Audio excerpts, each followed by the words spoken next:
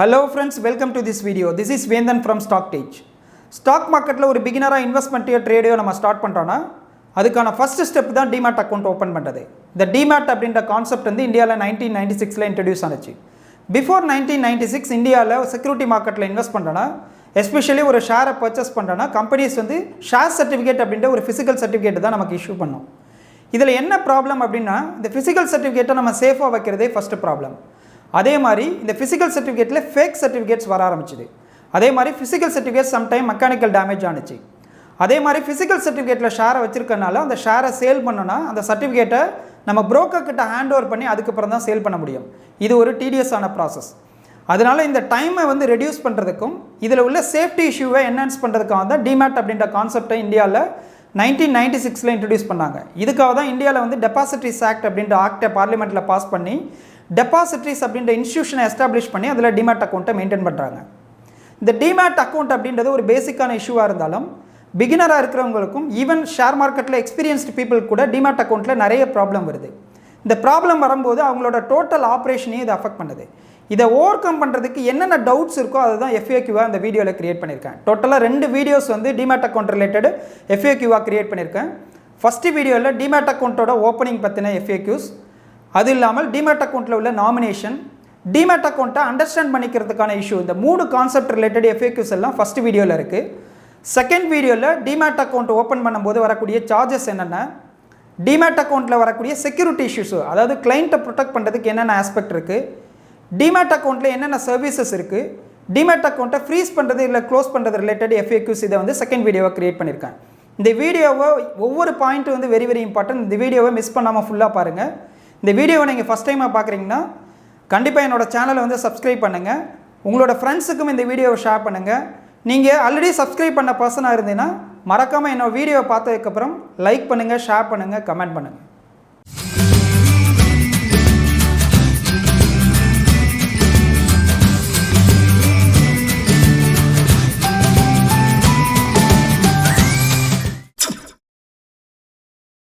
Let us start from the basic. What is Demat account? நம்ம கிட்ட உள்ள மணியை பேங்க்ல சேவ் பண்ணனா பேங்க்ல ஒரு அக்கவுண்ட் ஓபன் பண்றோம்.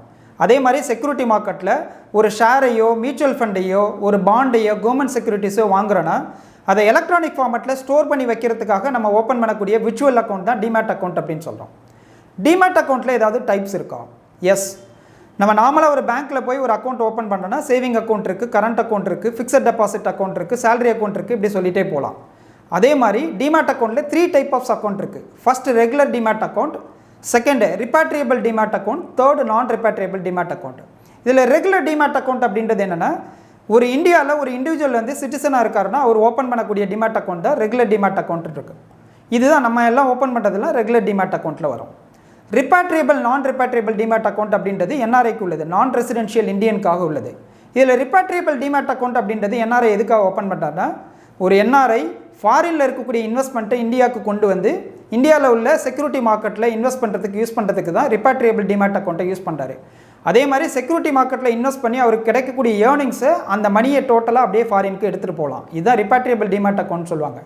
இதில் இவர் நார்மல் பேங்க் அக்கௌண்ட்டை லிங்க் பண்ண முடியாது, NRE அக்கௌண்ட் சொல்லுவாங்க, நான் ரெசிடென்ஷியல் எக்ஸ்டர்னல் அக்கௌண்ட் அப்படின்னு சொல்லி ஒரு பேங்க் அக்கௌண்ட் இருக்குது, அதை மட்டும்தான் இதில் லிங்க் பண்ண முடியும். இதில் என்ன ஸ்பெஷாலிட்டி NRE அக்கௌண்ட்லனா அதில் வச்சிருக்கக்கூடிய மணிக்கும் அதில் கிடைக்கக்கூடிய இன்ட்ரெஸ்ட்டுக்கும் இவர் எந்த டேக்ஸும் பே பண்ண தேவையில்லை. அதே மாதிரி ரிபாட்ரியபிள் Demat அக்கௌண்ட்டில் ஷேரில் இன்வெஸ்ட் பண்ணி என்னென்ன ஏர்னிங்ஸ் வருதோ டோட்டல் ஏர்னிங்ஸையும் அவர் அந்த ஃபாரின் கண்ட்ரிஸ்க்கு எடுத்துகிட்டு போக முடியும். Third type of Demat account அப்படின்றது நான் ரிபாட்ரியபிள் Demat அக்கௌண்ட் அப்படின்னு சொன்னேன். இதுவும் NRI-க்கு உள்ளது தான். இதில் NRO அக்கௌண்ட் அப்படின்ற ஒரு பேங்க் அக்கௌண்ட்டை லிங்க் பண்ணுவார், நான் ரெசிடென்ஷியல் ஆர்டினரி அக்கௌண்ட் அப்படின்னு சொல்லுவாங்க. இதில் என்னென்னா இவர் ஃபாரின்லேருந்து மணியை எடுத்துகிட்டு வர முடியாது. இந்தியாவில் அவருக்கு ஏதாவது மணி கிடைக்குதுன்னா அந்த மணியை அந்த அக்கௌண்ட்டில் பார்க் பண்ணிவிட்டு அதை Demat அக்கௌண்ட்டோட அட்டாச் பண்ணி இந்தியாவில் உள்ள செக்யூரிட்டி மார்க்கெட்டில் இன்வெஸ்ட் பண்ணலாம். இதில் இன்னொரு டிஃப்ரென்ஸ் என்னென்னா இந்த அக்கௌண்ட் அதாவது NRO அக்கௌண்ட்டில் வச்சிருக்கக்கூடிய அமௌண்ட்டுக்கு இன்ட்ரெஸ்ட் ஏதாவது வந்ததுன்னா அதுக்கு ஒரு TDS பே பண்ண வேண்டியிருக்கும். அதே மாதிரி அவர் டோட்டலாக செக்யூரிட்டி மார்க்கெட்டில் இன்வெஸ்ட் பண்ணி வரக்கூடிய ஏர்னிங்ஸில் ஒரு வருஷத்துக்கு $1 மில்லியன் மட்டும்தான் அந்த ஃபாரின் கண்ட்ரிக்கு எடுத்துகிட்டு போக முடியும். இது அப்ராக்சிமேட்லி 7.5 crores.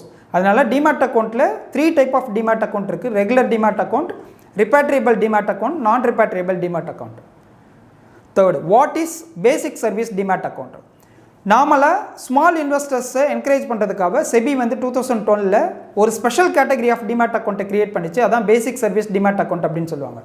இந்த டிமேட் அக்கௌண்ட்டோட ஸ்பெஷாலிட்டி என்னென்னா, ஒரு இண்டிவிஜுவல் இருக்காருன்னா அவர் எத்தனை டிமேட் அக்கௌண்ட் வச்சுருந்தாலும், எத்தனை டெபாசிட்ரிஸில் வச்சுருந்தாலும், ஓவராலாக எல்லா டிமேட் அக்கௌண்ட்டில் உள்ள ஹோல்டிங்ஸ், அதாவது அதில் உள்ள ஷேர்ஸ், மியூச்சுவல் ஃபண்ட்ஸ் எல்லாத்தோட total value less than 2 lakhs இருந்ததுன்னா அதை பேசிக் சர்வீஸ் டிமேட் அக்கௌண்ட் அப்படின்னு சொல்லுவாங்க. இதில் என்ன ஸ்பெஷாலிட்டினா, பேசிக் சர்வீஸ் டிமேட் அக்கௌண்ட்டுக்கு புரோக்கர்ஸ் வந்து வாங்கக்கூடிய சார்ஜஸ் வந்து 1/4 ஆஃப் த சார்ஜ், அதாவது சார்ஜஸ் வந்து ரொம்ப கம்மியாக இருக்கும்.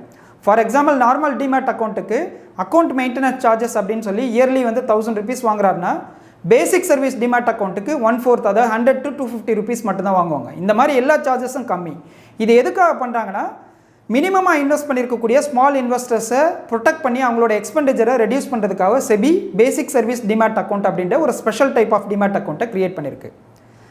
நம்ம டிமேட் அக்கௌண்ட்டை எங்கே ஓப்பன் பண்ணலாம்? டிமேட் அக்கௌண்ட் நம்ம பேங்க் அக்கௌண்ட் அப்படின்றத நம்ம பேங்க்கில் உள்ள ஒரு பிரான்ச் அப்ரோச் பண்ணி ஓப்பன் பண்ணுறோம். அதே மாதிரி டிமேட் அக்கௌண்ட்டை இந்தியாவில் டெபாசிட்ரிஸ் அப்படின்ற இன்ஸ்டியூஷன் இருக்குது, அதில் தான் நம்மளால் ஓப்பன் பண்ண முடியும். இந்தியாவில் 2 டெபாசிட்ரிஸ் இருக்குது. NSDL CDSL அப்படின்னு சொல்லுவாங்க, national securities depository limited, central depository services limited. இது ரெண்டுமே மும்பையில் தான் இருக்குது. NSDL வந்து NSCயில் உள்ள டிமேட் அக்கௌண்ட் எல்லாத்தையும் இதுதான் ஹேண்டில் பண்ணுது. BSCயோட டிமேட் அக்கௌண்ட் எல்லாம் CDSL ஹேண்டில் பண்ணுது. இந்த டெபாசிட்ரிஸ் அப்படின்றது ஒரு இன்ஸ்டியூஷன். இந்த இன்ஸ்டியூஷன் தான் நான் டிமேட் அக்கௌண்ட்டை மெயின்டைன் பண்ணுது, டிமேட் அக்கௌண்ட்டில் உள்ள டிரான்சாக்ஷன் எல்லாத்தையும் ஹேண்டில் பண்ணுது, அதர் ஆப்ரேஷன்ஸ் எல்லாத்தையும் ஹேண்டில் பண்ணக்கூடிய இன்ஸ்டியூஷன். இதுதான் டெபாசிட்ரிஸ். இந்த டெபாசிட்ரிஸில் தான் நம்ம டிமேட் அக்கௌண்ட்டை ஓப்பன் பண்ண முடியும். டிமேட் அக்கௌண்ட்டை டெபாசிட்ரிஸில் நம்ம டேரெக்டாக பேங்க்கில் ஓப்பன் பண்ணுற மாதிரி ஓப்பன் பண்ண முடியுமா? நோ. ஏன்னா டெபாசிட்ரிஸ் வந்து டைரக்ட் சர்வீசஸை கொடுக்குறதில்ல. இதுக்காக தான் டெபாசிட்ரிஸ்க்கும் இன்வெஸ்டர்ஸுக்கும், அதாவது நம்மள மாதிரி உள்ள கிளைண்ட்டுக்கும் இடையில புரோக்கர்ஸ் வந்து இன்டர்மீடியேட் ரோலை ப்ளே பண்ணுறாங்க. அதாவது டெபாசிட்ரிஸ் ஆஃபர் பண்ணக்கூடிய சர்வீசஸ் எல்லாத்தையும் புரோக்கர் தான் நமக்கு வாங்கி கொடுக்குறாங்க.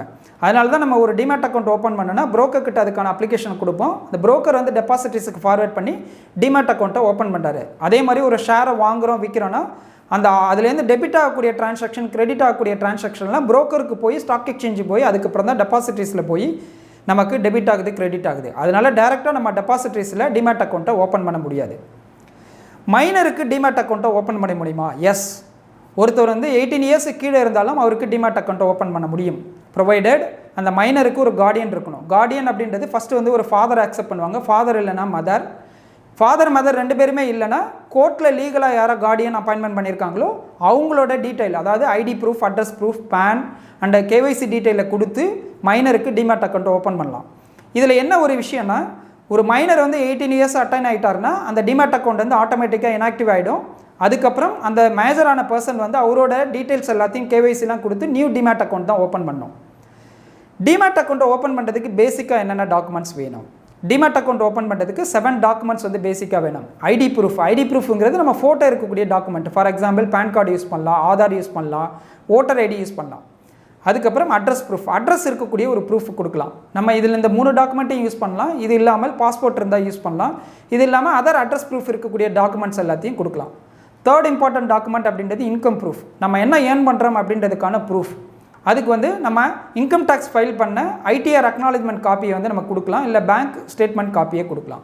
அதே மாதிரி பேங்க் பாஸ்புக்கான ஜெராக்ஸ் கொடுக்கணும்.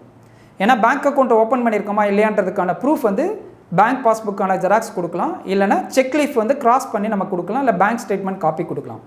இது இல்லாமல் ஆதார் கம்பல்சரியாக கொடுக்கணும், பேன் கம்பல்சரி, தென் பாஸ்போர்ட் சைஸ் ஃபோட்டோ. இந்த 7 டாக்குமெண்ட்ஸும் இருந்தால் தான் நம்ம டிமேட் அக்கௌண்ட் ஓப்பன் பண்ண முடியும்.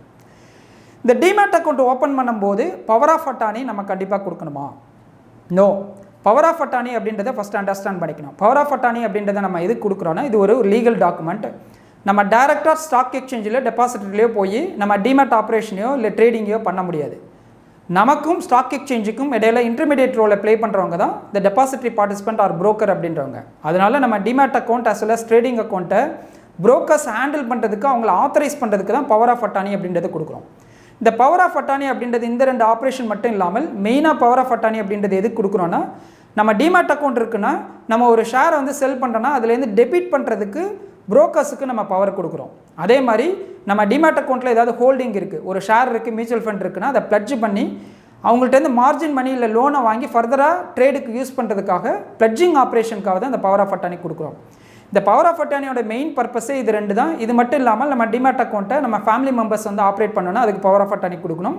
ஜென்ரல் கண்டிஷனுக்கும் நிறைய புரோக்கர்ஸ் வந்து பவர் ஆஃப் அட்டார்னி வாங்குறாங்க.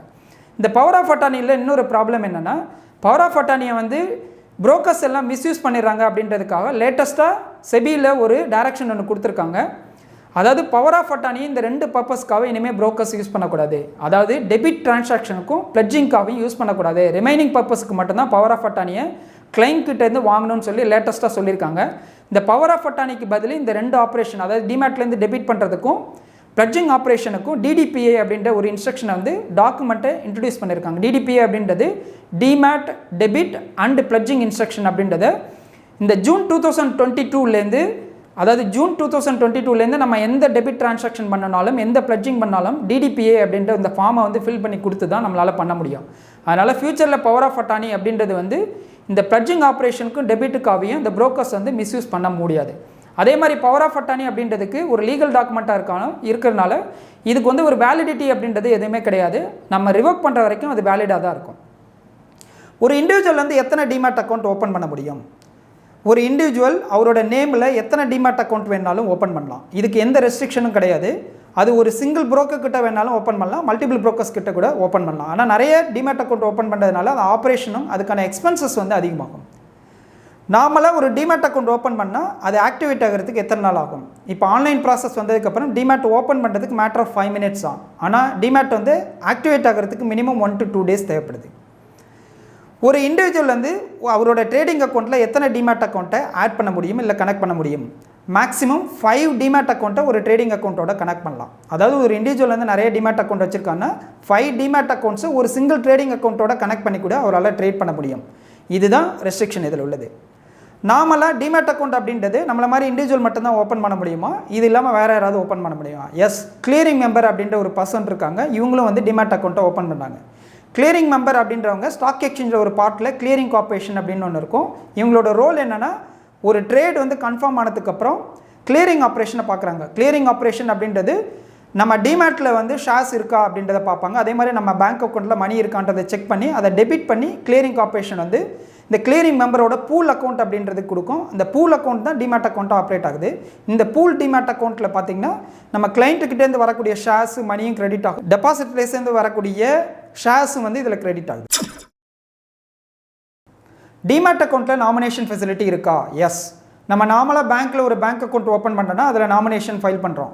அதே மாதிரி டிமேட் அக்கௌண்ட் ஓப்பன் பண்ணும்போதும் நம்ம நாமினேஷனை ஃபைல் பண்ணலாம். ஒரு டிமேட் அக்கௌண்ட்டில் மேக்ஸிமம் 3% தான் நாமினியாக நம்ம நாமினேட் பண்ண முடியும். இதில் நாமினி அப்படின்றவங்க இண்டிவிஜுவலாக தான் இருக்க முடியும். ஒரு கம்பெனியோ ஒரு ட்ரஸ்ட்டையோ இல்லை HUFயோ இல்லை அதர் கேட்டகரி ஆஃப் பீப்புளையோ நம்ம நாமினியாக நாமினேட் பண்ண முடியாது. நாமினி அப்படின்றவங்கள NRA கூட நாமினேட் பண்ணலாம். அதே மாதிரி ஒரு மைனர் ப்ரொடெக்டட் பை கார்டியன்னா அவரை கூட நம்ம நாமினியாக நாமினேட் பண்ணலாம். இந்த நாமினேஷன் அப்படின்றது வந்து டிமேட் அக்கௌண்ட் ஓப்பன் பண்ணும்போதே கம்பல்சரி அப்படின்றத செபி வந்து 1/10/2021 இன்ட்ரடியூஸ் பண்ணியிருக்கு. அதனால் நம்ம இப்போ டிமேட் அக்கௌண்ட் ஓப்பன் பண்ணோன்னா ஓப்பன் பண்ணும்போதே நம்ம நாமினியை ஃபைல் பண்ணோம். அப்படி நம்ம நாமினியை யாரையா நாமினேட் பண்ணுறதுக்கு இன்ட்ரெஸ்ட் இல்லைனா I am not willing to nominate அப்படின்ற டிக்ளரேஷனில் நம்ம சைன் பண்ணி கொடுத்தா டிமேட் அக்கௌண்ட்டை ஓப்பன் பண்ணிக்கலாம். எக்ஸிஸ்டிங் டிமேட் அக்கௌண்ட் ஹோல்டர்ஸ் எல்லாமே 31/3/2023 முன்னாடி நாமினேஷனை ஃபைல் பண்ணிடணும்.